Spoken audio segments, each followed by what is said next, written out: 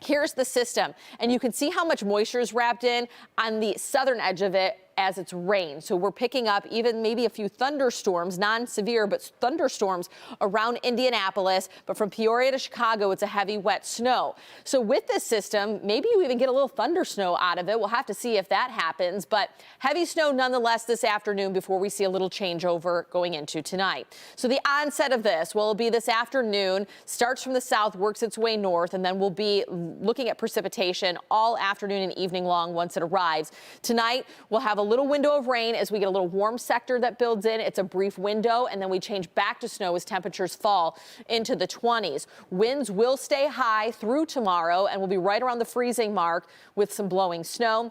Here's a look at your snowfall forecast. We'll first talk totals and then we'll get into the other details. It's like an onion that we're peeling back here. By 9 o'clock today, we picked up the bulk of the accumulation. So lesser amounts to our southeast, but we could be upward of 2 inches. Even that 2 to 6 range, I think, is a pretty fair bet across southeastern Michigan with the exception of Monroe. We'll get an additional maybe 1 to 3 inches on Saturday after the rain pushes out and we get the other snow bands. But the rain could wash away a little bit of that snowpack. So this might not be the snow depth that you see tomorrow, but the overall accumulation. The impact timeline by 4 o'clock this afternoon, we're looking at a very high impact, and it stays pretty much that way all the way into midday Saturday when it comes to the precip and the wind. And so the evening commute today is going to be really tricky. You see what I'm talking about here. By 3, heavy snow bracing a good portion of Metro Detroit, covers our area by 5. But by 7, we start to see that rain snow line lift just north of Monroe.